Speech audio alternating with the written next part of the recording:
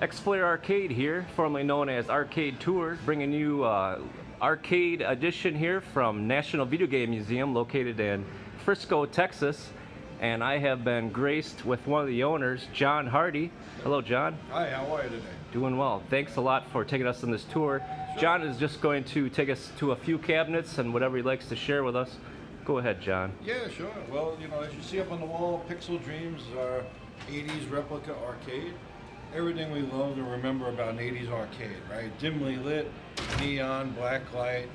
We got rockin' 80s music going on in there, and of course 41 machines at all the classics. Great.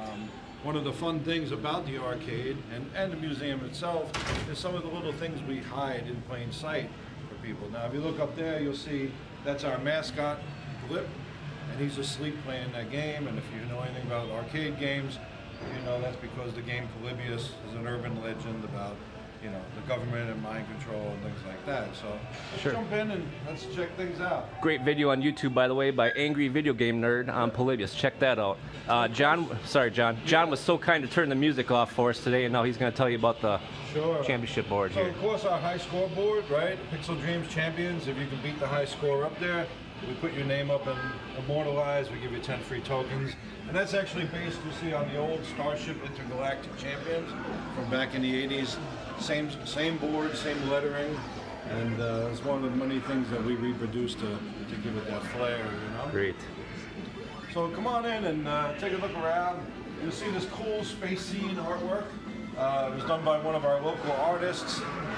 He painted this cool neon and everything, and then also the giant centipede breaking out of the wall. He did that too.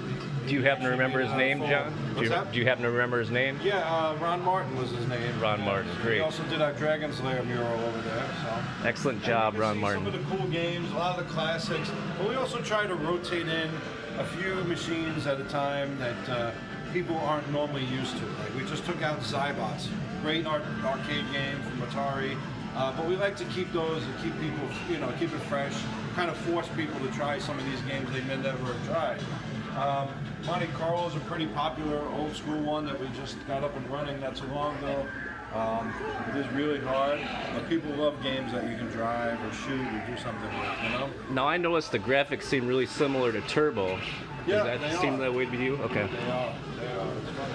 But it has the old sprint style, you know, just looping track on it, you know? Great. Gorf, of course, one of the, if not the first multi-stage game, right? 5 or 6 different levels that you go through. There's a relaxing level, things like that. It talks to you as you're playing. So again, a really great game at Gorf. And of course, you know, what arcade would you have not have the classics, right? Donkey Kong, Frogger, Punch Out, you know, things like that. We got to have all the certain key ones we have to hit, right? Red Baron does really well. People, you know, really identify with it. Flying game, you know, the old shooting up World War II. Vector graphics there, right? Vector graphics, yeah. We have several vector games. And of course, Junior, we do like Pac-Man. So you see we got Pac-Man, we got Miss Pac-Man. We even have a Junior Pac-Man. Again, innovative in the sense of, you know, that scrolling maze that you know, it only takes up 1/3 of the screen. It takes up 1/3 of the maze at a time. My personal favorite, Robotron. A lot of people don't play this game because I think they're a little intimidated by the 2 joysticks. Sure. But if you take the time to actually play it a little bit, it's just a phenomenal game. Perfect amount of difficulty ramping up and everything, and it's a lot of fun, right? Excellent. Of course, Tempest, another vector classic. You know, who knows about that? And you can sure notice those vector graphics right away. Yeah, yeah. We got Gyrus, right, with that great music. Always a favorite, you know, getting into the beat. And of course, Dig Dug, Asteroids Deluxe, Joust, Berserk. And, you know, we even go up forward a little bit into the 90s. We got some Street Fighter. Interesting thing about Joust. So there's a guy named Lonnie McDonald who considers himself the Joust Master. Okay. He goes around the country rolling the score on all Joust machines. He's currently the high score person here. And we were the 150th machine that he actually did it on. So Very interesting. iconic, right? So, Quick question. Sure. That Centuri makes Gyrus. Do you happen to know about them, Century? What's that? Did you happen to know about that company at all? I don't know a lot of, okay. research-wise, other than they've made several games over the years.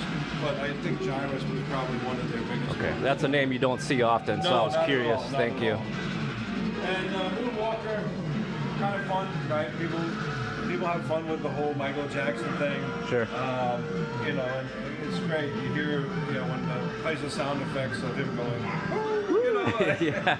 That's great. And we keep our bigger machines towards the end, of course, Gauntlet. All right. Right, again, so iconic that the 4-player pick your character, just like bringing Dungeons and Dragons to life for the first time. People to really play from a top-down view. Dungeons and Dragons, great cartoon in the 1980s too, by the way. Absolutely. And of course, Rampage, right? It's just fun. People just love smashing things.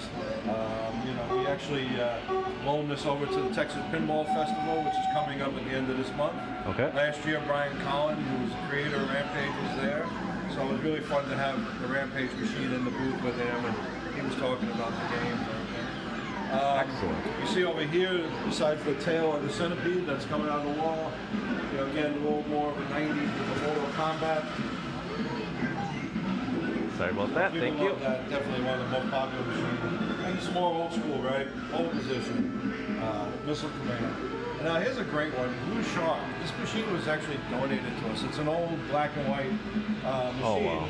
But you see it has a little spear gun. It's actually the hottest game we have in the arcade right now. People absolutely love this game. I have people that come in every week trying to set the high score on Blue Shark. And, really interesting graphics really there. To have it. Yeah. It's such a cool old black and white game, That's great.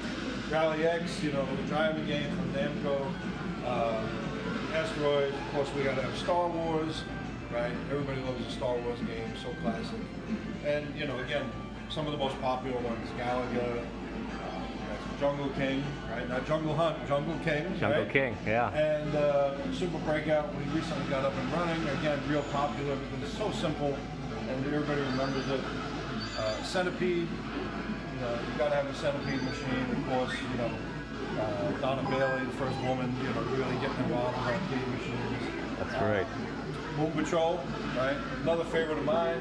Of course, Mappy, another great machine. And, more of the standards that we have to have. Space Invaders, Defender, and I told you we love Pac-Man, right? Yes, you did. So, Pac-Mania we had to do with the 3D effect. People love that whole thing where you're able to jump over the ghost. Have fun with it. Qbert. So this Qbert was actually a Qbert's Cubes that we restored back to an original Qbert. But we still kept the original. We can always put it back to because it was just a kit. So we can always put it back to a Cubes. But the problem is Cubes was a little too difficult for people to really grasp. Okay. And it put it in that category of machines like stuff like I mentioned, Zybots, Blasteroids, games that people might play a little bit but really didn't home in on. Of course, Qbert's great. Spy Hunter is one of our most popular machines. People just love that whole soundtrack, the Peter Gunn theme. It's just iconic, right? And of course, Sunset Riders. I'll tell you what, Sunset Riders was a machine unknown to me at the beginning when we first got it, and I thought my partner was crazy to pick it up. Like, Sunset Riders, who's heard of that? But really popular game, and it's really a lot of fun if you take some time out to play it. Now, you mentioned partner. Are you co-owners, or are there more than two owners? Three of us. Three, that's what I thought. Yeah, that's founded the museum, yep.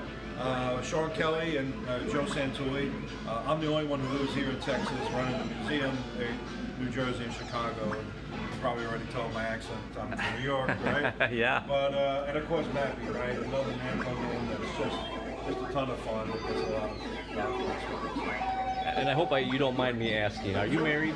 I am married. Now, the first time I was here, I think your wife was here, and she helped me with the Easter egg hunt. She sent you a text. Okay, very possible. Yeah, Yep. yeah. No, we have a lot of fun with the Easter eggs and things that we hide in the museum as well. Yeah. So Great. It's good stuff. All right. Well, thank you, John Hardie. Yep. One of three owners here at the National Videogame Museum here in Pixel Dreams Arcade. This has been X-Flare, bringing you a tour in Frisco, Texas. Come check this place out. It's a great spot. If you're interested in the museum itself, there are a couple of great videos on YouTube already. One by Norm of Gaming Historian and the other one by Kelsey Lewin. So come check out the National Video Game Museum in Frisco, Texas. Thanks again, John. Anytime. Thanks. We'll see you next time. Thanks for coming by. Thank you.